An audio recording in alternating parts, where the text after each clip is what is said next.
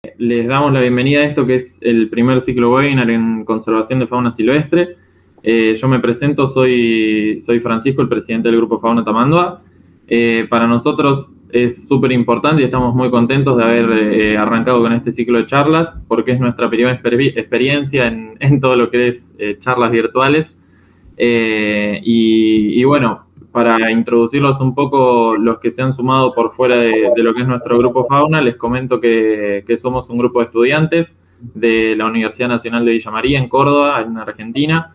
Y un poco nuestra idea es formarnos en esto que es la medicina de la fauna silvestre y también aportar a la difusión de la información que tenga que ver con conservación del medio ambiente.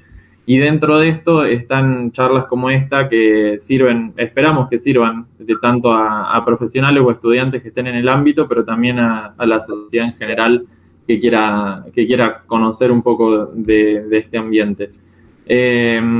Hoy la primera charla de 4 charlas que vamos a tener en el mes de agosto, todos los viernes de agosto a las 7 de la tarde, va a ser llevada a cabo por el médico veterinario Martín Falzone, que es el supervisor del Hospital Veterinario del Bioparque de Temaiken. Estamos más que contentos, es un honor para nosotros que esté abriendo este ciclo de charlas, porque creemos que muchos de nosotros también nos es importante conocer personas como él. Creemos que por ahí es inspirador ver cómo el médico veterinario puede aportar a la conservación de fauna silvestre en instituciones tan importantes como la que él trabaja. Así que bueno, estamos súper contentos de que él sea el que abre este ciclo de charlas. Antes de pasarle la palabra a Martín, así arranca con la charla de hoy, queremos invitarlos a todos que ingresen, a todos los que hayan ingresado a la charla de hoy a través de algún link que le hayan pasado porque les llamó la atención la charla, que puedan ingresar al link que van a dejar mis compañeros ahora en el chat de YouTube. Este link les va a dar información de las charlas que siguen en el mes y también van a poder inscribirse para que todos los días, todos los viernes de agosto, nosotros les enviemos los links de las charlas y puedan conectarse. En esta página que la prepararon los chicos de Huaraca, y aprovecho a agradecerle a los chicos de Huaraca que nos han dado una mano enorme en toda la difusión de este ciclo de charlas, en todo lo que es imagen y videos que realmente han sido muy lindos. Pueden entrar a la página y pueden conocer también la página de Huaraca, que es una organización que justamente apoya y acompaña a gente que se quiera sumar a este ambiente de conservación del medio ambiente, de fauna silvestre, por medio de charlas como esta y la promoción de las charlas, como también la realización de voluntariados y prácticas en diferentes lugares del mundo. Así que todos los que les interese y que no conozcan el sitio web de Huaraca se pueden meter porque realmente es muy interesante. Antes de arrancar, les decimos que en el chat de YouTube pueden dejar todas sus dudas y al final de la charla la vamos a estar leyendo, así el disertante las responde. Y bueno, sin más que decir, le paso la palabra a Martín para que arranque. Bueno, buenas noches. Yo soy Martín Falzone, soy supervisor del Hospital Veterinario del Bioparque Temaiken. Y bueno, tengo que agradecer, la verdad, que profundamente al Grupo Fauna Tamandua por haberme invitado a participar de este ciclo de charlas. La charla de hoy es un poco contarles, desde el punto de vista de la experiencia, cuál sería o cuál es la acción de un veterinario en un centro de rescate, ¿no? Y cómo a partir de ese trabajo uno puede también trabajar en diferentes proyectos de conservación. Rápidamente es compartir con ustedes un concepto en el cual se habla hoy en día y es el cual tenemos que tener muy en cuenta cuando hablamos de conservación y la medicina de la conservación.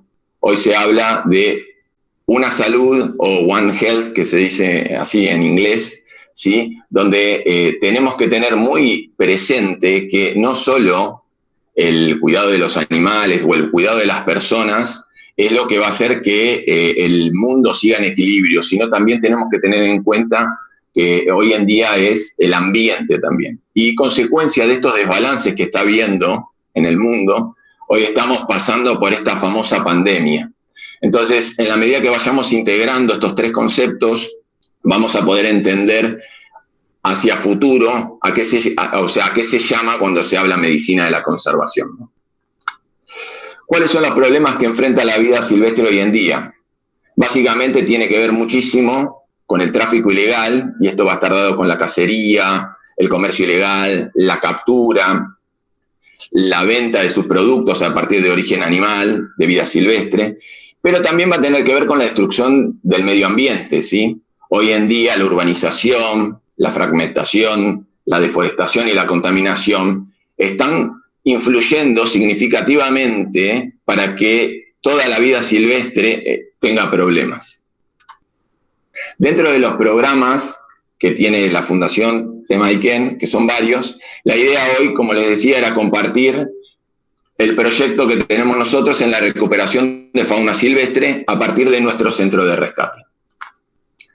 Rápidamente, este es el hospital veterinario, que es la zona de trabajo. El hospital veterinario se encuentra dentro del Bioparque Temaiken. Contamos con un consultorio, un quirófano y un laboratorio donde hacemos la parte de bioquímica y hematología básica, ¿sí? Además, contamos con un centro de recuperación de especies. Este es un predio que se encuentra a 3 kilómetros del bioparque, donde una vez que los animales han hecho toda la revisación clínica o los tratamientos necesarios, todos estos animales que entran en rescate, pasan a este centro donde se hace toda la rehabilitación, tanto física como psíquica, para tratar de ponerlos la forma más apta para llegar a la reinserción en la naturaleza nuevamente. Bueno, este es nuestro ámbito de trabajo, ¿sí? Esto es lo que pasa en el hospital la mayoría de los días, o casi todos los días. Uno tiene que estar preparado para distintas problemáticas, y ahora vamos a ir viendo donde uno tiene que ir entrenándose en la medicina de las diferentes especies, ¿sí? Como para ser lo más asertivo posible. También tenemos otro ámbito de trabajo, y esto ya es en medio natural, donde asistimos a rescates, traslocaciones de animales, podemos llegar a asistir a otras instituciones, o también podemos participar de proyectos que hacen otros investigadores. ¿Cuáles son las diferentes acciones que puede tener el veterinario en un centro de rescate? Generalmente, siempre cuando a mí me preguntan cómo trabaja el centro de rescate, todo el mundo siempre está volcado como hacia la parte clínica, ¿no? O sea, que es la verdad lo que más, por lo menos a mí, me desarrollé y me gusta, que es atender el animal. Pero un centro de rescate puede generar un montón de otras opciones para el veterinario. Podemos generar conocimiento, podemos hacer investigación y hasta incluso podemos educar. Y a veces no es necesario tener una gran infraestructura para poder desarrollar todos estos conceptos que yo les quiero transmitir hoy, ¿sí? Con respecto a la atención clínica, que la parte clínica no es la charla de hoy, uno sí tiene que adaptarse en la medicina de las distintas especies. Y por más que sean animales con los cuales uno está familiarizado, no es lo mismo atender un cánido, un félido, un mamífero marino o un herbívoro, por más que sean todos mamíferos, y ni hablar si uno tiene que empezar a realizar medicina de aves o medicina de reptiles. Lo mismo que también van a tener, en los centros de rescate, van a tener mucho trabajo con todo lo que es la crianza artificial de especies, ¿sí? Y dentro de las aves, seguramente muchísima gente lo sabe, están aquellas aves que son nidícolas y aquellas que son nidífugas. O sea, las nidícolas son aquellas que nacen desprovistas de plumas y con los ojos cerrados, y las nidífugas son aquellas que ya, al romper el huevo, ya pueden seguir a la madre, ¿sí? en la vida. Y esto va a permitirles a ustedes ir tomando distintas estrategias para las crianzas. Lo mismo que cuando trabajamos con mamíferos, ¿sí? No es lo mismo el sustituto lácteo que va a necesitar un cánido como una guaraguazú o una nutria de río, o un herbívoro en este caso como un ciervito de los pantanos. También van a tener en lo que es la atención clínica, se van a presentar animales enfermos, ¿sí? Que van a tener una patología clínica infecciosa, heridas, animales heridos, animales que vengan con fracturas, animales que vengan con problemas ambientales, ¿sí? O animales que vengan con un grado importante o no de desnutrición. Esta sería como la foto que todo el mundo quiere tener, ¿no? O sea, es un animal que ha sido contenido en cautiverio, ¿sí? Que llega al centro, uno lo rehabilita y después se puede liberar. Para esto hay que hacer un gran trabajo y no siempre se logra el fin, ¿no? También el centro de rescate nos va a servir muchísimo, y más para todas esas personas hoy en día que está la tecnología, para generar información, ¿sí? Esto es una torta donde nos muestra el canal de ingresos y, como ustedes verán, la mayor cantidad de animales que entran a nuestro centro de rescate son animales que son derivados de incautación. ¿Para qué nos va a permitir saber esto? Nos va a permitir saber porque los animales que entran incautados no llegan de la misma manera que los animales silvestres que son recogidos de medio natural por algún problema, ¿sí? Generalmente esos animales llegan con un grado muy importante de estrés, llegan animales que son hacinados, son animales que son portadores de un montón de enfermedades. Entonces, ya empezamos a tener información de cómo nos tenemos que preparar para atender en nuestro centro de rescate. Después, la otra parte de la torta más grande tiene que ver con recepción de particulares. Y de acuerdo a la ubicación geográfica que nosotros tenemos, el crecimiento urbanístico es tan grande y tan desproporcionado, ¿sí? Que lo que pasa es que el hombre, la gente, va avanzando sobre la naturaleza. Entonces, cada vez estamos más en contacto con el animal silvestre, por lo menos en la zona de distribución que tenemos nosotros de nuestro centro de rescate. Entonces, lo que está pasando es que la gente, a veces por desconocimiento, a veces porque encuentra un animal y no sabe qué hacer, o a veces por miedo, lo que fuera, está empezando a traer estos animales al centro. Entonces, esto nos está empezando a hablar y nos permite a nosotros irnos preparando para las distintas estrategias que nosotros tenemos que ir generando para llevarlo adelante. Lo mismo con respecto al canal de animales que han ingresado entre el periodo 2019 y 2020, más allá del número, ¿sí? Podemos ver dentro de la torta que el mayor porcentaje es de aves.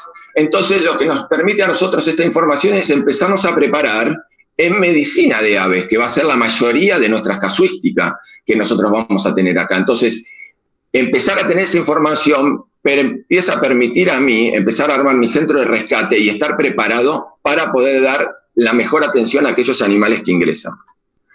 Si lo comparamos con el periodo 2020-2021, obviamente que si ustedes ven el número total, bajó estrepitosamente por el tema de la cuarentena, donde prácticamente no se permitía el ingreso de animales al centro de rescate y el transporte de animales. Por esto de estar relacionado con la enfermedad del coronavirus y esto de conocimiento de cómo el hombre podía interferir en el medio natural siendo como portador de esta enfermedad. Pero si siguen viendo la torta nuevamente, se van a ver que por más que haya bajado el número, el porcentaje alto de aves con respecto a otras especies se sigue manteniendo. Dentro de todo el orden de aves que ingresan, ustedes pueden ver que el mayor porcentaje que tenemos son de paseriformes. Entonces, todo esto a ustedes les va dando toda una información que si la pueden llegar a capitalizar, va a darles a ustedes un montón de herramientas para irse preparando, tanto para la parte clínica como las otras partes que vamos a ir viendo. Otra pauta que para mí es generar informaciones en la medida que nosotros rehabilitamos animales, vamos estableciendo y generando conductas, ¿sí?, adecuadas para tratar de reinsertar a los animales y generar conductas normales de las especies para una vez que estén reinsertadas en su medio natural. En este caso es un aguaraguazú en el cual hemos hecho un pozo y si ustedes ven en la parte superior a la derecha tiene una cámara trampa que va siguiendo cuál es este comportamiento del animal. Tenemos que tener en cuenta que el aguaraguazú es un cánido, ¿sí?, que el gran porcentaje de dieta es a partir de pequeños mamíferos. Entonces, lo que estamos generando en este momento son conductas normales que él tendría que desarrollar en la naturaleza para poder capturar su presa, porque básicamente él va a tener que seguir a un roedor, a un pequeño armadillo, a una liebre, a lo que fuera, y buscarla, y el animal va a tender a esconderse, y entonces él cómo tiene que ir trabajando como para poder acceder a la presa. Otra de las cosas que nos va a permitir la información es poder armar recintos adecuados de acuerdo a las especies en cuestión para rehabilitar.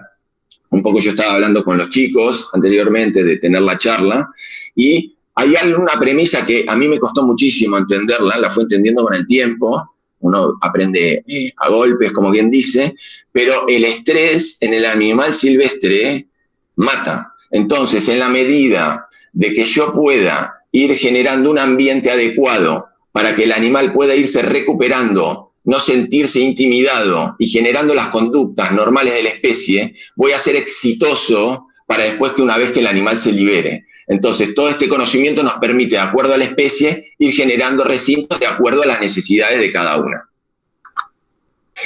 Un ejemplo con respecto a esto de generar información es, nosotros trabajamos por el área de distribución muchísimo en el rescate y rehabilitación de ciervos de los pantanos.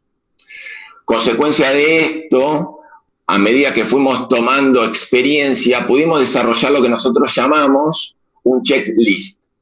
¿Cuál era nuestro problema? El problema es que los ciervos de los pantanos, el avistaje fundamentalmente lo hace o un guardaparque o un isleño. Nosotros estamos físicamente entre a 70 o 100 kilómetros del lugar.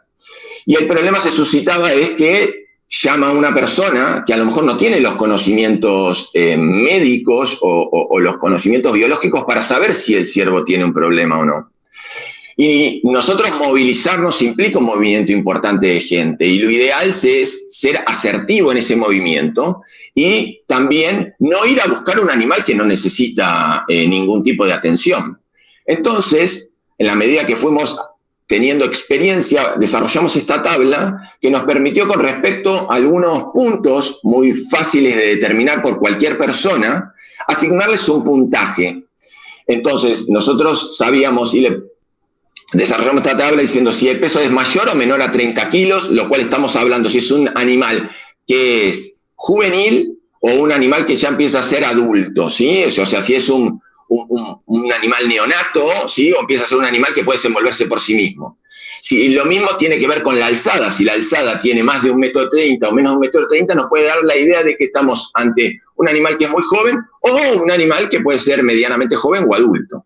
Si está atento o no, si los ojos están abiertos o cerrados, si las orejas están paradas o caídas, si el animal se deja tocar, si presenta heridas, que se pueden ver, ¿sí?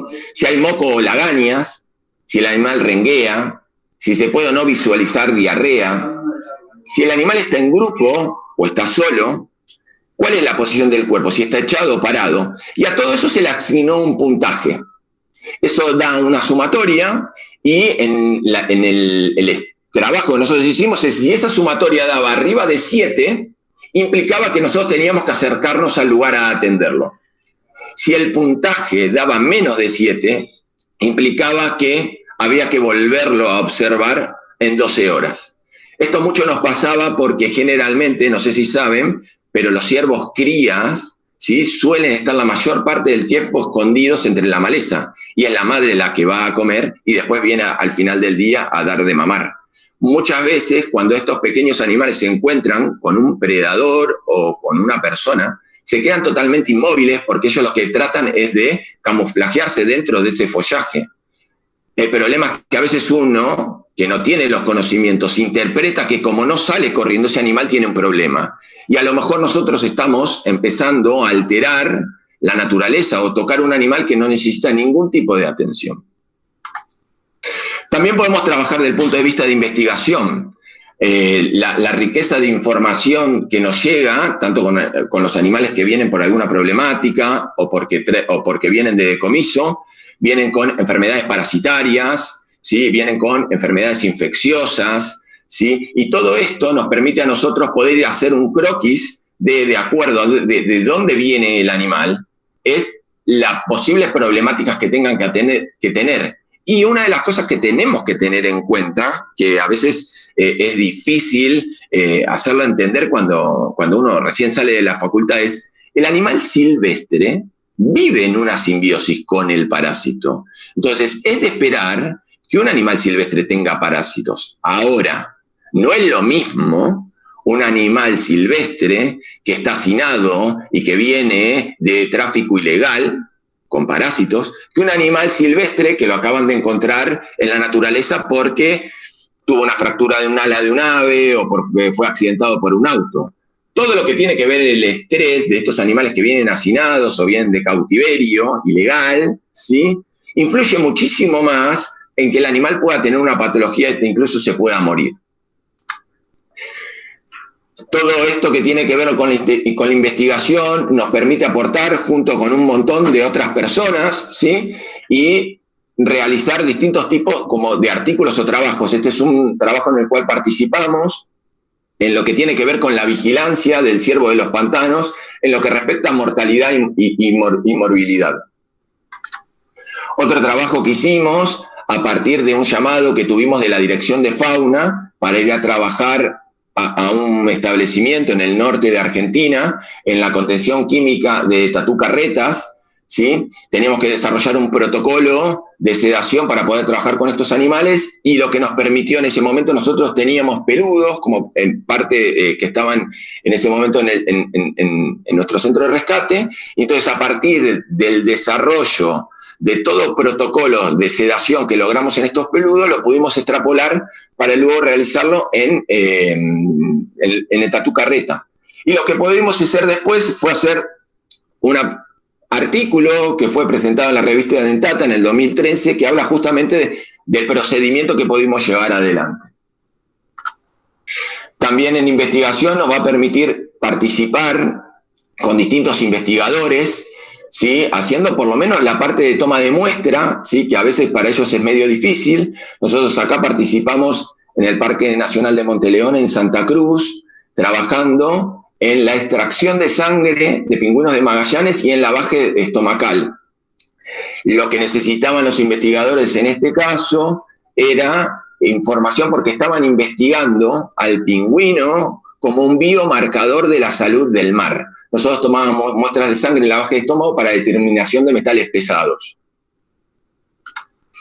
También en investigación van a poder irse contactando y llevando adelante con otras instituciones y universidades. Este fue un caso puntual de una cierva de los pantanos que nos tocó realizar la asistencia, y el animal lo que presentaba era un cuadro neurológico, ¿sí? Y entonces lo que nos permitió, al tener contacto con distintas universidades, es poder llevarlos a esos establecimientos y poder hacer una tomografía computada y una resonancia magnética para llegar a diagnóstico y poderle dar una respuesta a este pobre animal que tenía, al final se pudo diagnosticar, que tenía toda una atrofia cerebelosa, y entonces esto nos permite, en la medida que podamos investigar y generar información, poder ser más asertivos en nuestro trabajo a futuro. También las necropsias van a servir muchísimo, ya que nos van a dar una idea de qué es lo que está pasando en el medio ambiente, ¿sí? Entonces, estas necropsias que pueden ser a campo, pueden ser en el centro de rescate, nos dan muchísima información, tanto en la toma de muestra como en la investigación de posibles patologías que puedan estar afectando el medio natural. Otra de las cosas que nos va a servir el centro de rescate es para dar respuesta a la sociedad, ¿sí? Hoy en día, como les contaba, con el crecimiento urbanístico que hay, cada vez avanzamos más sobre la naturaleza, y la gente se encuentra con un montón de situaciones que no tiene cómo darle una respuesta. Entonces, en la medida que nosotros podamos dar esta respuesta, también podemos llegar a la gente para dar nuestro mensaje del cuidado que tenemos que tener con la naturaleza en sí y con la fauna silvestre. La gente que generalmente acerca a estos animales recibe muy bien todo lo que es la parte de mensaje, y para nosotros es un multiplicador del cuidado que, como hablamos en un principio, que tenemos que tener sobre el medio natural. También nos va a permitir para la parte para educar, ¿sí? Y acá yo quería mostrarles a ustedes dos ejemplos de animales muy comunes, lo cual ya les digo, por eso les digo que del centro de rescate pueden sacar muchísima información, no tienen que trabajar con animales emblemáticos para poder educar. En este caso tenemos a la comadreja y una culebra marrón, ¿sí? Son animales que nosotros, por nuestra área de distribución, tenemos casuística dentro de nuestro centro, y nada, lo que tienen estos animales, desgraciadamente por la vida, es muy mala prensa, ¿sí? La comadreja generalmente es un animal que lo quiere muy poca gente, ¿sí? Donde generalmente la mayoría de la gente cuando lo ve se asusta, creen que es una rata, lo matan, y generalmente en la época de septiembre, o sea, la primavera climática, no la primavera de calendario, suelen tener crías, ellos al ser marsupiales las crías las llevan con ellos, entonces generalmente el perro, la gente la mata y después se encuentran con la sorpresa de que hay un montón de crías arriba del animal y entonces a la gente le agarra como esa culpa, ¿sí? No del animal adulto, sino de las crías, y es donde llegan a nuestro centro de rescate para hacer la crianza artificial de estos animalitos. Entonces lo que tenemos que tener en cuenta, lo mismo pasa con los reptiles, en este caso la culebra, donde en invierno los animales hibernan, pero al llegar la primavera estos animales empiezan a deambular y la gente se asusta porque generalmente es cuando la gente empieza a trabajar en la tierra y pone plantas y hace movimientos de tierra, ¿sí? Y al verlo lo primero que hace, piensa uno, la verdad que las víboras no tienen buena prensa y las matan.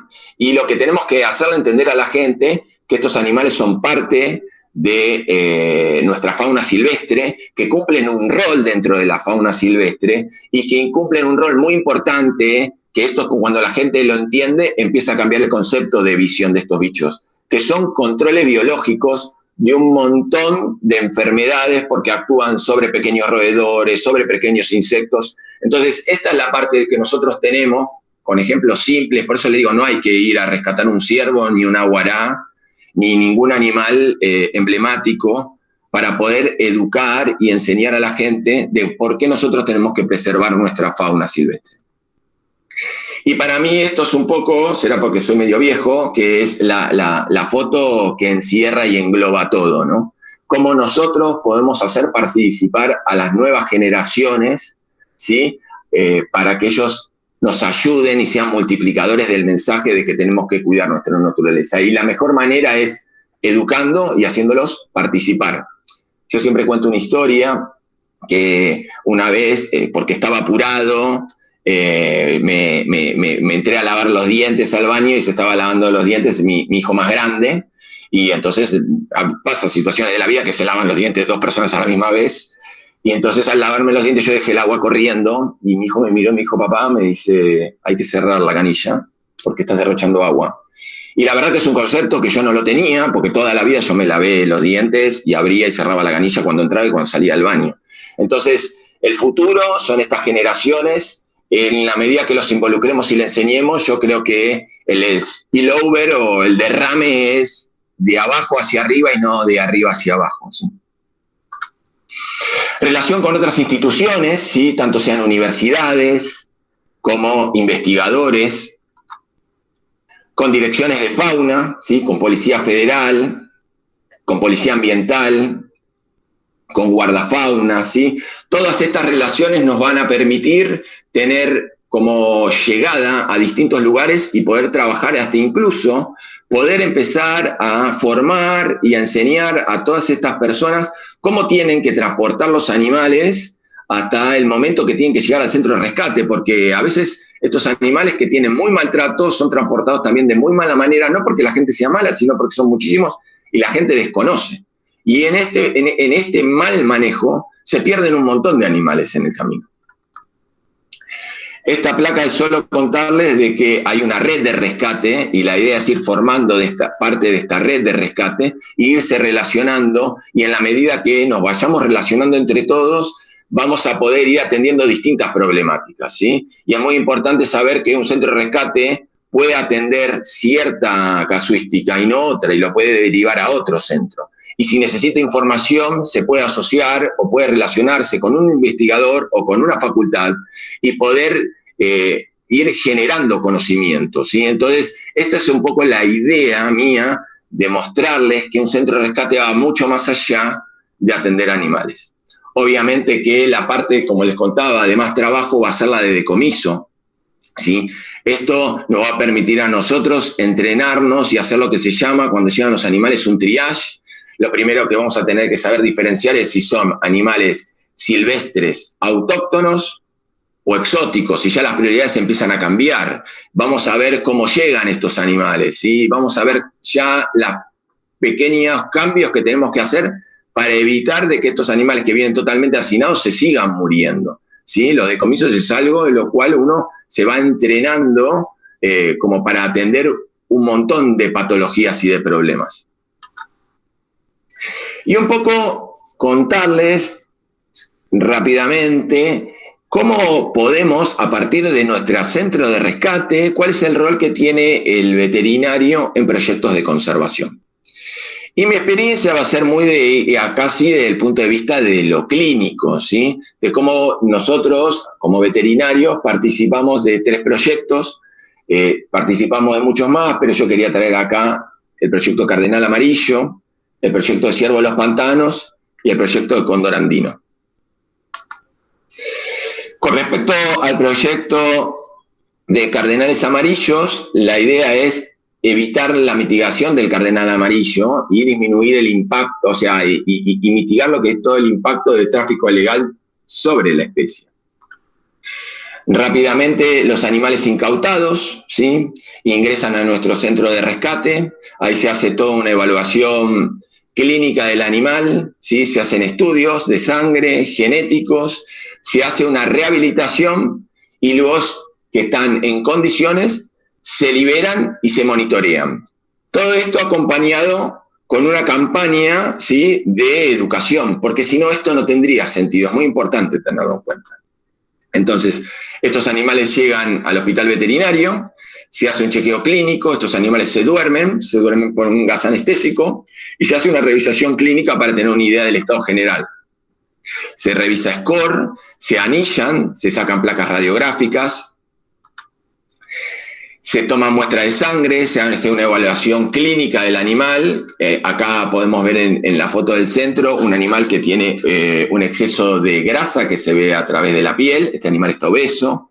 O en la placa de la derecha, un animal que tenía una lesión constrictiva por un cordón en su patita derecha. ¿Sí? Se hace un pesado del animal para tener una idea del rango, hay un promedio como de todas las especies, un rango, entonces eso también nos permite a nosotros saber cómo nos vamos a tener que manejar con ese animalito. Se hacen extracciones de sangre, se hacen estudios genéticos, y una vez que han pasado la parte clínica, hacen una cuarentena en nuestro centro de recuperación de especies. Una vez que han pasado el periodo de cuarentena, se empiezan con los procesos de rehabilitación, donde empiezan a hacerse etapas de vuelo, ¿sí? Se empiezan a hacer estudios, si estos animales van a poder adaptarse, a alimentarse en el medio natural, porque la mayoría, por lo menos en este proyecto, que es el proyecto Cardenal Amarillo, la mayoría de animales vienen de decomiso y vienen de tráfico ilegal, ¿sí? Una vez que los animales están en condiciones, se coloca un radiotransmisor, perdón. Estos animales son dirigidos a su área de distribución. Les puedo contar que entre 2017 y 2019 se liberaron 18 cardenales, hoy tenemos muchos más, ¿sí? Y luego está el seguimiento de los investigadores a través de telemetría. El otro proyecto, que es el proyecto de recuperación de ciervo y rehabilitación de ciervo de los pantanos, ¿sí? Fundación Temayquén participa dentro del Comité de Ciervo de los Pantanos, ¿sí? Entonces, a nosotros ante un llamado de alerta que se hace este checklist que habíamos compartido anteriormente, se determina, ¿sí? De este checklist si el animal necesita, o sea, atención, o sea, si se activa el protocolo, si este animal se sigue controlando en destino, o la alerta se desestima, era un animal que no necesitaba atención.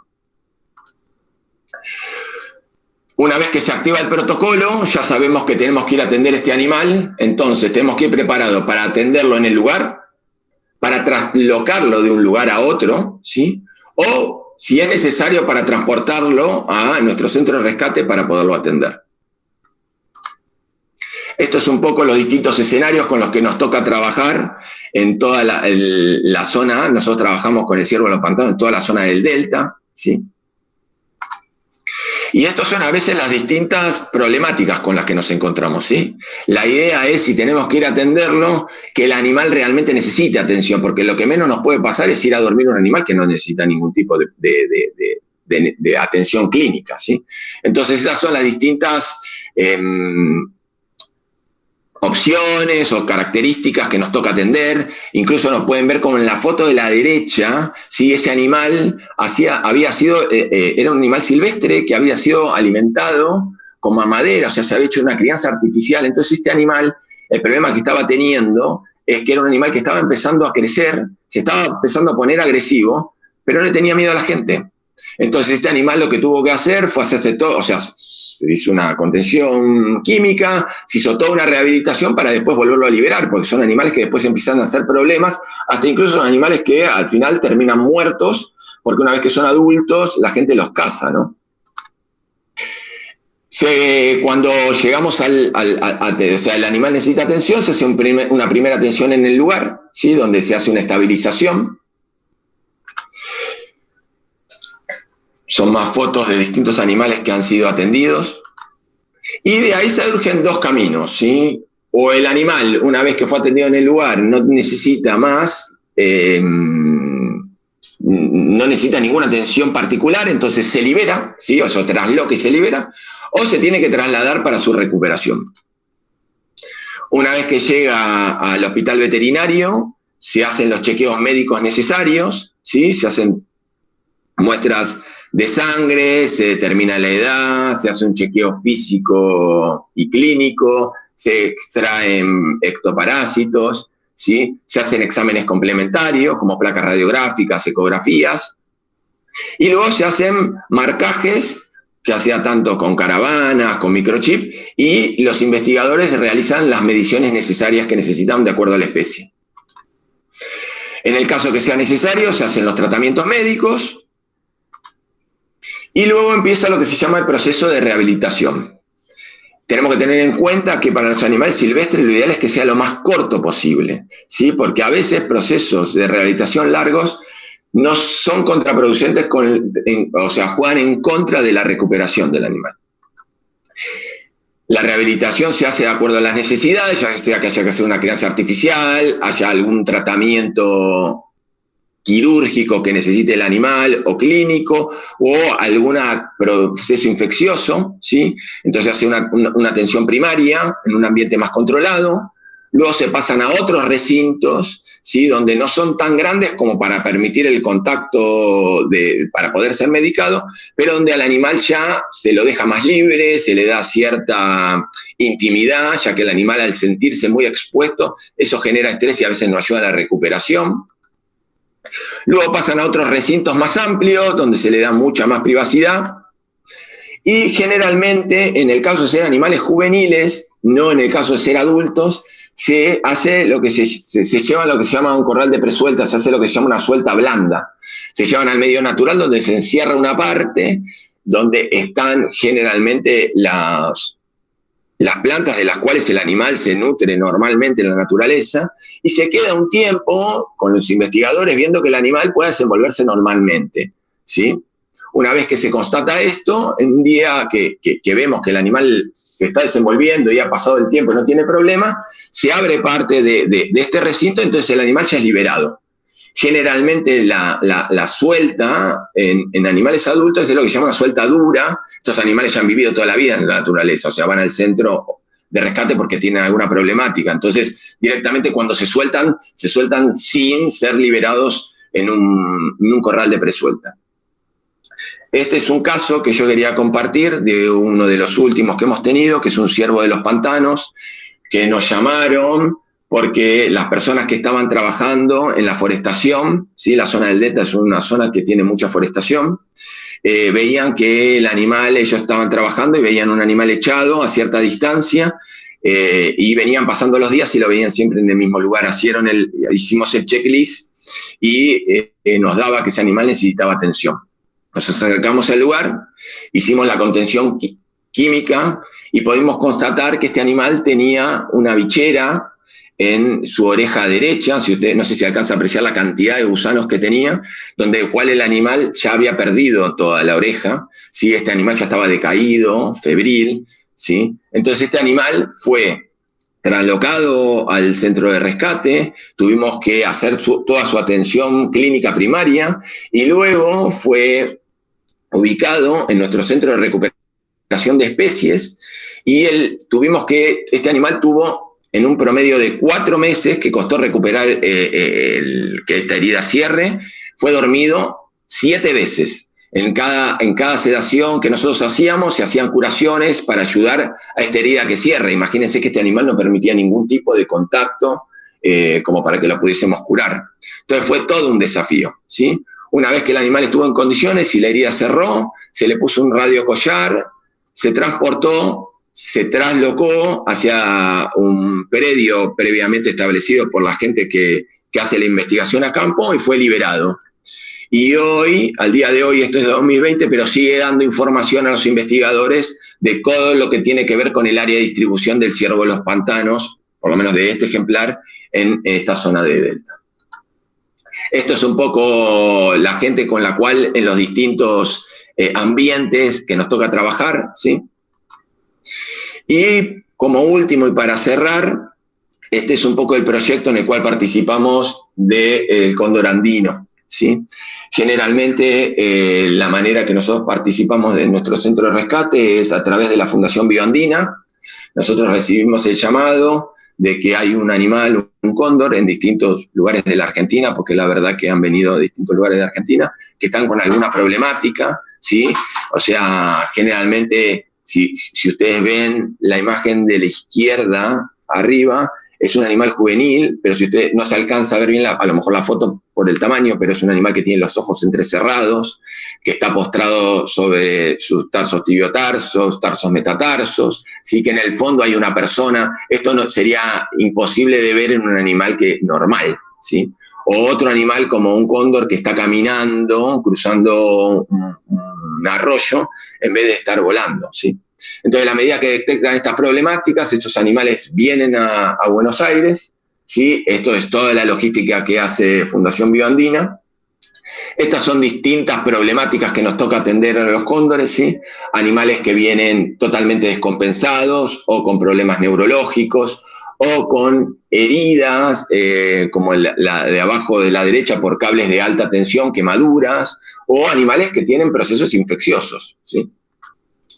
Una vez que ingresan a nuestro centro de rescate, se hace un primer triage, donde se hace o sea, estos animales vienen viajando, hay animales que vienen viajando a veces 12 o 24 horas, ¿sí?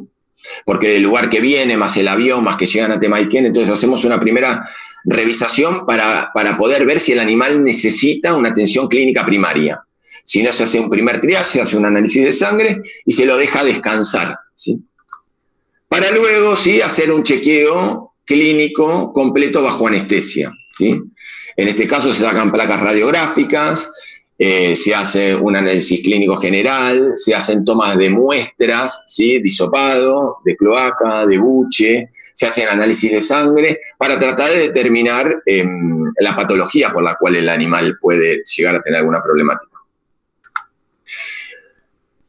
Una vez que han pasado la parte clínica, los animales hacen toda su parte de rehabilitación. Estos animales, como la idea es volverlos a liberar, ustedes se ven, acá están los chicos trabajando, se da en ambientes que están totalmente cerrados para tratar de evitar el contacto o que tomen contacto con la gente, y cada contacto que sea con la gente, el animal lo pueda ver como algo problemático, que no se acostumbren a estar con la gente. Luego que han pasado su periodo de rehabilitación, van al predio, como les contaba, del Centro de Recuperación de Especies, donde hay lo que nosotros llamamos voladoras, donde se ponen animales, hasta incluso con otros cóndores, se le da luz, se le dan posaderos, se le empieza a colocar la dieta de una manera más natural para que esos animales empiecen a estimular un comportamiento normal, ¿sí? Y una vez que están en condiciones, los animales pueden volver a llevarse a través de Fundación Bioandina y poderse liberar. Bueno, a grandes rasgos, esto es un poco lo que yo quería como contarles, compartir con ustedes, nada, estoy dispuesto a las preguntas que puedan surgir, con gusto poder contestarlas. No sé si Francisco, ¿estamos bien? Sí, perfecto, se entendió genial, y hay algunas preguntas en el chat y te las voy a ir leyendo. Primero, Milagros cuenta que es estudiante de biología en La Plata y le gustaría saber si hay voluntariados o pasantías para estudiantes. Bien, bueno, Milagros, la verdad que tu pregunta es la pregunta del millón. Un montón de gente nos consulta por esto. Nosotros tenemos un régimen de pasantías que por este momento están suspendidas, ¿sí?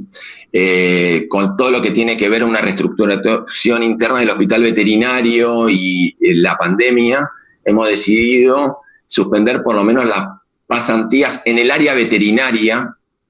Habría que averiguar, hay un departamento también de conservación y educación, pero las pasantías que nosotros tenemos abiertas, las que yo te puedo decir, habría que averiguar las que tienen que ver con biología y demás, son en el área veterinaria. Estamos viendo cómo estamos para el año que viene, ver qué posibilidades tenemos de volverlas a abrir.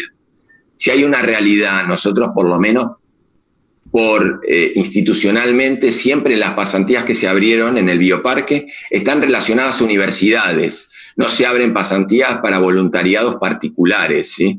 Entonces, hay que ver también cuáles son los convenios que se tienen con las facultades, ¿sí? Espero haber por lo menos contestado, Milagros, tu pregunta. Genial. Vamos con la siguiente. Santiago nos consulta qué medidas suelen tomar para evitar que las crías se impronten de los veterinarios que los atienden. Bueno, Santiago, muy buena pregunta la tuya. Mirá, todo depende a veces la edad en la cual vos empezás a trabajar en esa crianza artificial. Lo que se dice generalmente es que todos los animales silvestres, más los mamíferos, tienen una ventana que se llama, que es en los primeros meses de vida, que es donde el animal generalmente puede llegar a hacer el imprinting, ¿no? Que es esto donde el animal empieza a asociar a la persona como que es alguien que lo alimenta y el día de mañana se puede seguir nutriendo a esa persona, hasta incluso no tiene miedo. Y después el día de mañana hasta animales adultos empieza a haber una problemática, porque al desconocer a la persona como un agresor, se acercan y pueden lastimar a la persona o pueden ser muertos, ¿no? Entonces, todo depende primero de la edad. Hay una parte también que hay que tener en cuenta, que uno no puede ser invisible, ¿sí? Entonces, se va a tener que exponer. Lo que nosotros estamos tratando de hacer es tratar de evitar el menor contacto posible y asociarlo solo a las tomas que necesita el animal para nutrirse, ¿sí? Entonces, mientras el animal no está con tomas, se trata de no estar, no aparecer, no hablar cuando no, o sea, porque capaz que el animal está en un ambiente donde uno está haciendo una planilla o donde hay más gente, tratar que el animal quede separado, ¿sí? Hay que ver qué especie es, si necesita a lo mejor otro compañero, por decir, que puede ser un peluche o un espejo, ¿sí? Si hay una parte en la cual vos vas a tener que participar y es donde vos vas a tener que accionar sobre ese animal. Y más si el animal descartemos que el animal tenga un problema, solo hay que alimentarlo. Entonces, generalmente a veces lo que se puede hacer o lo que estamos implementando nosotros es ponernos guantes para que de colores diferentes, oscuros, como para que el animal no relacione primero tus manos con la mamadera. Segundo, a veces nos hemos puesto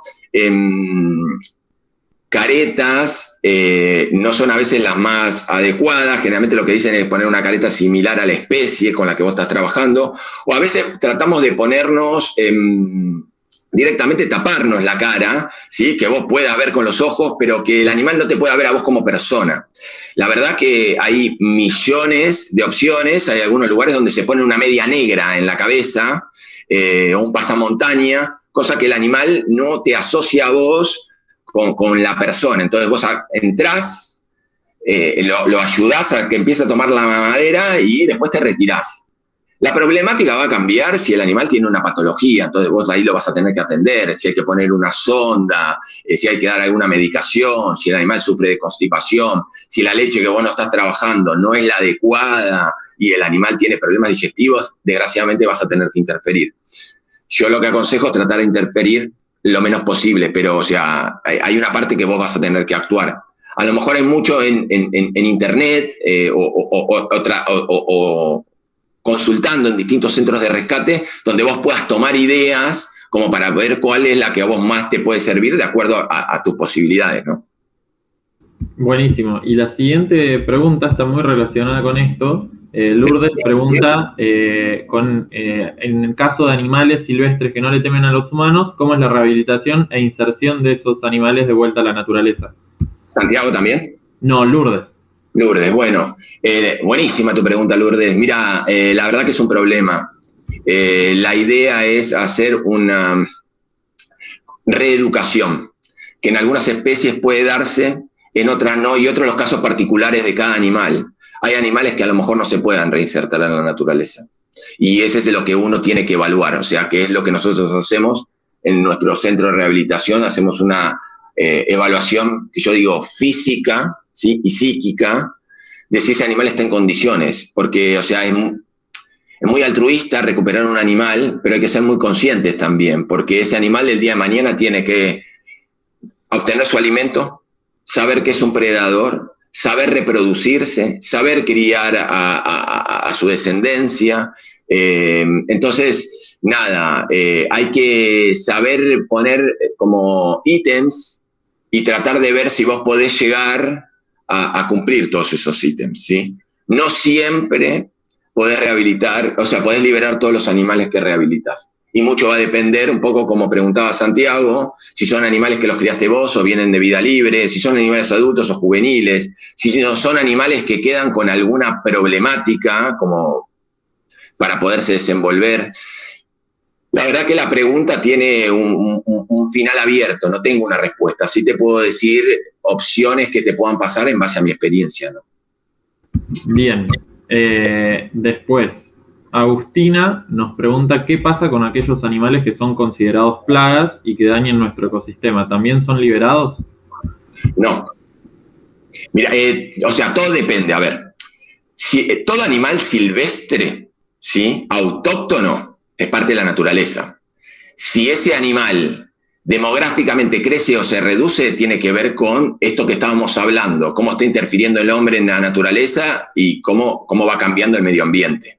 Entonces, nosotros no tenemos injerencia sobre el animal silvestre. Es más, de hecho, nosotros no podemos actuar sobre el animal silvestre si no es a través de la Dirección de Fauna de provincia o de nación, que serían como la policía que regula los animales. O sea, suponete a nosotros si hay un llamado de un animal, de una persona que tiene en la casa porque lo tiene en forma ilegal, nosotros no podemos ir a retirar, nosotros somos nadie para hacer eso. Sí, nosotros podemos intervenir si la Dirección de Fauna va con la policía, entonces nosotros vamos a hacer la contención física, vamos a hacer la traslocación, o lo vamos a llevar a nuestro centro de rescate, lo vamos a rehabilitar y lo vamos a liberar. Ahora, los animales que son exóticos, obviamente que no son liberables, ¿sí? Y las plagas, hay que ver en qué nivel, o sea, si son exóticas tampoco son liberables. Entonces, nada, eso tiene como otro destino y otro fin, ¿no? Perfecto, clarísimo. La siguiente pregunta es otra vez de Lourdes y pregunta si en los últimos años aumentó o disminuyó el número de animales que ingresan provenientes del tráfico ilegal. Mirá, la verdad, Lourdes, tus preguntas buenísimas. Yo te tengo que decir que aumenta el tráfico ilegal de animales, o sea, sí, todo el tráfico viene venta de armas, venta de drogas y tráfico de personas y tráfico de animales. Es algo que crece y lo vemos a nivel mundial. ¿Sí? Y tiene que ver esto de más allá de cultural, ¿no? Que pasa ya en Asia, tiene que ver con un tema de que nosotros estamos avanzando sobre la naturaleza y la estamos predando, y dentro de ese avance, esto de los animales lo sufren, por izquierda o por derecha, en el sentido de que o son muertos por nosotros o empiezan a tener problemáticas en base a que se va corriendo su ambiente. Era el ejemplo que yo te contaba con la comadreja, y sí, esto cada vez aumenta más. Yo no los quiero incentivar a que haya muchos centros de rescates, pero el problema es que las direcciones gubernamentales tampoco dan abasto y no tienen tampoco la logística como para poder solucionar este problema.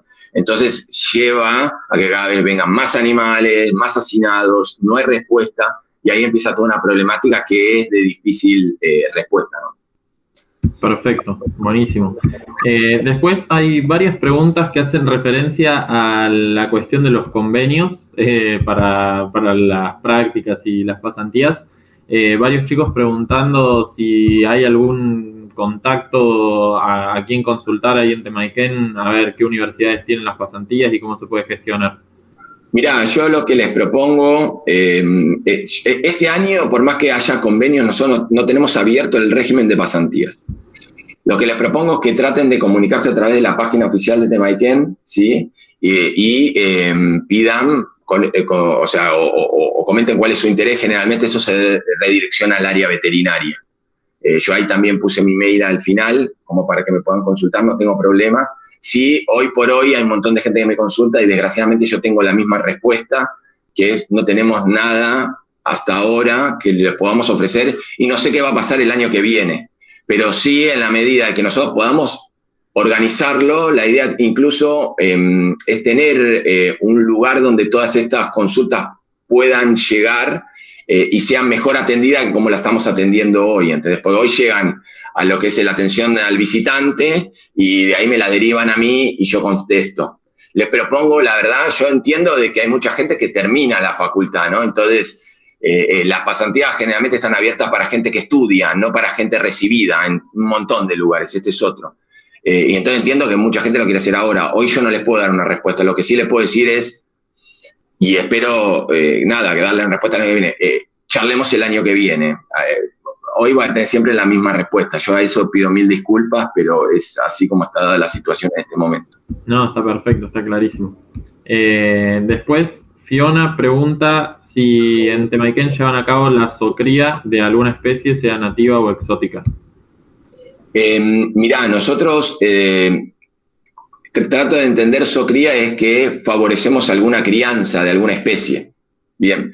En Temaiken yo tengo que diferenciar dos cosas. Uno, lo que es el bioparque, que nosotros como hospital veterinario también lo atendemos clínicamente, o sea, yo estoy a cargo de toda la salud animal, tanto del bioparque como del centro de rescate, ¿sí? Nosotros del centro de rescate no estimulamos la crianza de nosotros hacemos, atención clínica y rehabilitación para volverse a liberar. El animal silvestre que llega al centro de rescate, el destino final es la naturaleza. En otro caso es, si no se puede liberar, tiene dos caminos que es la realidad. O una institución porque no se puede liberar, o la eutanasia. El animal silvestre no está preparado para vivir en cautiverio, ¿sí? O en cuidado controlado, cuidado humano, o como se quiera llamar. Con respecto a los animales que nosotros tenemos en el bioparque, hay un departamento, como preguntaba creo que Lourdes o Milagros antes, que se encarga de cuidado animal y ellos tienen toda un seguimiento de colección de animales. Entonces hay algunos animales que está permitido o que se promueve que se puedan reproducir porque incluso sirven a la conservación y a la enseñanza, y hay otros animales donde no se permite la reproducción, ¿sí? Genial, y ahí había un par de preguntas que en la respuesta de recién también respondiste, así que fue más que completo. Bueno. Después, Noelia pregunta si han notado un cambio en cuanto al público en general con el paso del tiempo sobre el trato o quizás el acercamiento con los animales tanto silvestres como exóticos. Mirá, yo creo que sí. Es verdad que las generaciones cambiaron, uno tiene muchísima más información y generalmente esto, ya te digo, se ve mucho más en la gente joven, ¿sí? Y en aquellas familias con chicos chiquitos o con chicos en edad de colegio, donde encuentran una problemática y hay chicos y entonces hay un estímulo muy grande y entonces también hay un compromiso a lo mejor de la gente adulta de dar una respuesta a ese problema acompañado o incentivado por los chicos. Entonces, generalmente eso es más el público general. Sí, también te tengo que decir, yo ya soy bastante, soy joven, pero ya estoy empezando a pegar la vuelta y hoy en día hay toda una conciencia de la juventud, de lo que es el cuidado del medio ambiente, de lo que es la fauna natural, del cuidado que tenemos que tener que hacer de todas las especies, ¿sí? O sea, cuando yo estudiaba veterinaria no existía la especialización en fauna silvestre. ¿sí? O sea, de hecho, yo te digo, yo tuve mucha suerte porque la especialización la fui haciendo en Temayquén. Yo hace ya 16 años que estoy acá y me fui formando acá adentro gracias a todas las posibilidades que me dio la institución. Pero yo me formé en clínica de pequeños. Entonces, hoy por hoy hay todo un cambio de conciencia, hasta incluso hay muchísima gente que se quiere dedicar a la atención clínica y a la medicina de la conservación, y los cambios son de gente joven, ¿no? Ahí yo lo veo, pero son estas generaciones que están creciendo, son ustedes, son las generaciones que están creciendo. Genial, buenísimo. Y después tenemos una de las últimas preguntas. Si hay algún porcentaje o por ahí si tienen algún conocimiento de la cantidad de animales que llegan al centro de rescate con relación a los que efectivamente se pueden liberar. Sí, mira, hay un porcentaje, no lo tengo en este momento acá, pero con respecto a un 100% de animales que llegan, y tu porcentaje de liberación a veces está entre un 40 y un 50%. Hay muchos animales que a lo mejor se mueren, otros animales vienen con problemáticas importantísimas que no tienen ningún tipo de solución. Hay otros animales donde necesitan la eutanasia humanitaria, siempre hablando del centro de rescate, ¿sí? Siempre, ya te digo, tenemos que partir de la premisa que el animal silvestre nació y está preparado para vivir en la naturaleza. No está preparado para vivir ni en contacto con la gente, ni en ningún centro de rescate, ni en ningún cautiverio, ¿sí? Entonces, teniendo en cuenta esa premisa, ya te digo, es un trabajo arduo que lleva, como hablábamos antes con vos, Francisco, y con Tamara, mucho más que la parte clínica. No va solo de atender al animal y resolver la problemática clínica, era como yo les comentaba antes, una vez cómo alimentarlo, cómo generarle un ambiente acorde para que el animal se pueda recuperar y disminuir lo más posible el estrés. O sea, te lo repito, a mí me costó muchísimo entenderlo. El estrés en los animales silvestres mata por más que vos le des lo que tiene que comer y hagas la mejor cirugía. ¿Y cómo preparás ese animal después para volverlo a liberar? Son un montón de pasos y el animal tiene que pasar por todas esas etapas. Y ya te digo, generalmente y en la mayoría de los casos, cuando el animal llega a un centro de rescate, un animal silvestre, es porque tiene un problema. Clarísimo.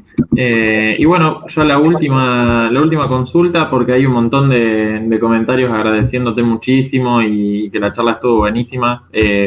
Antes de preguntarte lo último, te cuento que tuvimos cerca de 110 conectados toda la charla, y estuvieron todos diciendo que estuvo bárbara, así que eso me parece que es importante. Pero bueno, como última pregunta, Victoria te consulta si cómo se asignan los valores en las checklists que vos nos habías contado del ciervo de los pantanos, y si se diseñan o están diseñando algunas para otras especies, como por ejemplo aves marinas. Bueno, Victoria, la verdad que te invito a diseñarla. Mira, yo te digo, lo que nosotros hicimos, el checklist del ciervo de los pantanos, fue algo que fuimos diseñando nosotros, y solo lo hicimos para ciervo de los pantanos por la problemática que teníamos. A nosotros nos pasaban dos cosas en ese momento. Primero, que la persona que te llama ve un ciervo y te llama, en el caso, ¿no? Pero ¿qué problemática tiene ese ciervo? Entonces te dice, está echado. Entonces vos vas corriendo, haces 100 kilómetros y resulta que el animal a lo mejor estaba echado porque estaba descansando. Entonces, tenés que tener en cuenta que cuando vos trabajas con animales silvestres, ya empezamos de la premisa que para poder acceder al animal tenés que hacer una contención química. Y esto es un dardo. Una vez que lo dormiste, empiezan un montón de historias. Entonces digo, capaz que estás durmiendo un animal que no necesita ningún tipo de atención. Entonces, nos llevó a nosotros a decir, vale la pena, o sea, ese animal necesita atención o no. Entonces lo que fuimos aprendiendo con el tiempo, porque esto llevó un tiempo hacerlo, no es que lo hicimos en un día, era si el animal, como yo te explicaba, ¿no? ¿Era juvenil o era adulto? Si era adulto, a no ser que tenga una herida o esté mal, es difícil que tenga un problema. Por más que el animal se te quede mirando, ¿sí? Si era un animal juvenil, generalmente el problema es que uno lo encuentra sin la madre. Porque generalmente cuando son muy chicos no siguen a la madre, se echan porque son totalmente presa. Entonces viven en los pajonales. El animal empieza a seguir a la madre cuando ya empieza a ser un juvenil de 4, 5, 6 meses y después va acompañando, arman pequeños grupos, por lo menos de ciervo de los pantanos. Entonces uno ve uno chiquitito y lo primero que hace es agarrarlo. El animal no se mueve. Una vez que lo agarraste ya lo complicaste, porque te lo llevaste, decís, bueno, mira, tengo un ciervo que agarré porque estaba mal, ¿y dónde está? Ya lo tiene en la casa. Entonces ya se empiezan a generar un montón de problemáticas. Entonces era esto de ver, era la alzada, vos decís 1,30 m, generalmente el promedio de la gente es 1,70 m. Entonces vos qué decís, uno generalmente hasta la cintura tiene 1 metro, entonces vos decís, bueno, 1,30 m, entonces uno se le puede graficar a una persona común. Entonces vos decís si es menos 1,30 m o si es más de 1,30 m. Con respecto a el tema de que si el animal está echado o no, tiene que ver con que, ya te digo, o sea, era chiquitito o es animal grande, ¿sí? Entonces va cambiando. Si el animal vos ves secreciones en la cara, si tiene las orejas, bueno, el ciervo pantano tiene una particularidad, tiene unas orejas muy grandes, ¿sí? Y las usa como radar, ¿sí? Porque les permite tener un porcentaje de audición muy alto. Entonces las orejas caídas es un signo de que ese animal no está bien. Y ahí nosotros le fuimos asignando puntos, y el tema es que la sumatoria de todo eso nos da un valor, y vos tenés que ir viendo, el juego es a cada una de las cosas que vos vas viendo, qué valor le ponés para que cuando sume realmente el animal tenga un problema o no. Porque suponete, si es un animal juvenil, suma tanto, y está echado, y suma tanto, y tiene las orejas altas, y no se deja tocar, y no le ves secreción, nunca te va a dar arriba de 7. Entonces lo que te van a decir, déjalo, ¿sí? No sé si alcanzo a explicar, pero, o sea, lo vas a tener que hacer vos de acuerdo a la experiencia que vas haciendo con la especie, porque lo que estás viendo vos son observaciones clínicas que le vas a hacer que otra persona le haga el checklist por vos, porque a lo mejor cualquier veterinario o cualquier persona que trabaja con animales pueda determinar que el animal tiene un problema o no. El problema es que nosotros el primer avistaje no lo hace un veterinario, o lo hace un guardaparque, o lo hace un isleño. No sé si quedó claro. Sí, quedó clarísimo entre lo que habíamos visto ahí, y me parece que sirvió mucho en el Power que nos hayas puesto ahí la lista, sirvió bastante. Por lo menos creo que entendí el concepto perfecto. Esperemos que la chica que consultó también. Para cerrarla, perdón. Después tenés que ir haciendo un juego con los números que vos le asignás, ¿entendés? Para que realmente la suma a vos te cierre, como tantos factores, te dé un valor que vos te implica que te tenés que mover ahí. Por eso si vos te fijás, los números son variables de acuerdo al problema. Perfecto. Y ahora sí, la última, y con esta nos despedimos.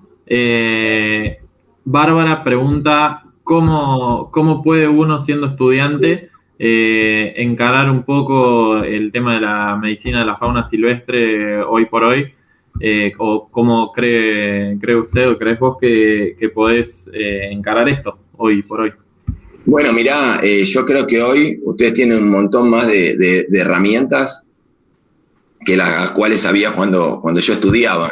Hoy en la mayoría de las facultades, no conozco todas, pero hay una materia que tiene que ver con animales silvestres, no tradicionales.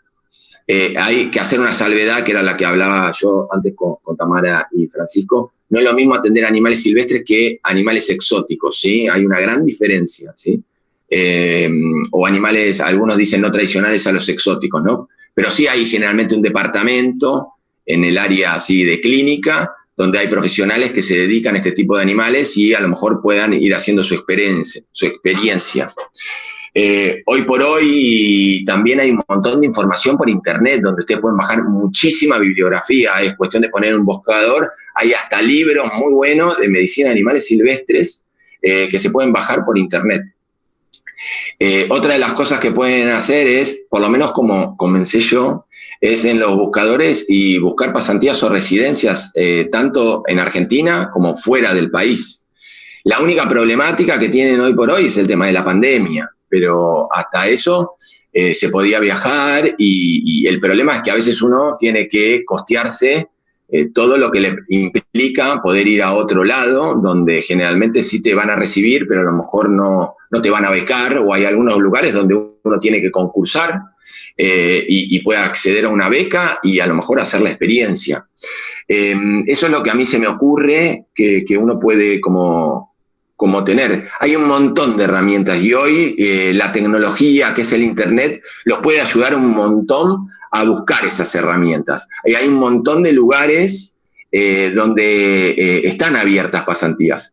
muchísima, por lo menos por la cultura que tenemos, porque en Argentina todo el tema del animal silvestre es relativamente nuevo, ¿sí? O el cuidado, tenemos que aprender un montón con respecto a otras culturas, lo que tiene que ver el cuidado del medio ambiente, la naturaleza y demás. Creo que todavía estamos en pañales en todo lo que es Sudamérica, pero bueno, tengo que hablar de Argentina, que es lo que más conozco. Pero Europa y Estados Unidos y México, hay un montón de lugares en los cuales ustedes pueden ir. Sí, ya les digo, a veces hay que concursar, hay que viajar, hay temas de idioma que a veces son limitantes, de lo que te piden, a veces hay que costearse los gastos, pero bueno, en internet yo creo que van a poder encontrar un montón de información. Bueno, ahora sí cerramos. Ahí en el chat de YouTube dejamos el link para todos los que, como dije al principio de la charla, que por ahí accedieron a la charla a través del link que alguien les compartió y les interesó. Les pedimos que entren a la página de Huaraca a través de ese link y se puedan inscribir para las próximas charlas. Va a haber una cada viernes de agosto a las 7 de la tarde, todas muy interesantes. Y bueno, Martín, te agradecemos muchísimo por el tiempo. La verdad que la charla estuvo buenísima.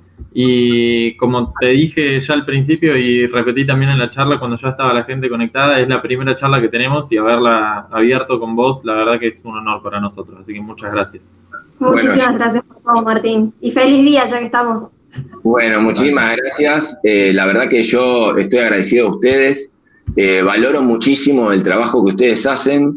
Implica mucho esfuerzo, mucha responsabilidad, involucrar a más personas. La verdad que creo que es muy motivador, así que nada, ya te digo, me gusta mucho ver gente joven con las garras que tienen ustedes y con la gente que se involucra, ¿sí? Que hay muchísima gente, como vos decís, que escucha estas charlas, que está interesado, porque creo que en la medida que podamos tomar conciencia y podamos cuidar nuestro medio ambiente, nos va a permitir vivir más años de la mejor manera posible.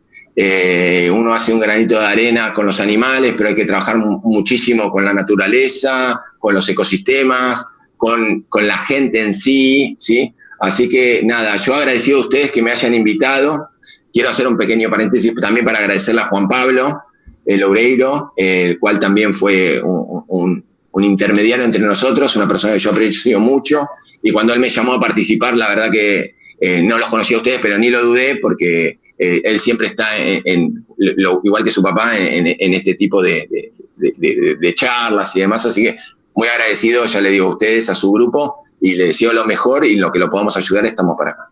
Bueno, muchas gracias a vos, Martín, a todos, y bueno, nos vemos el viernes que viene.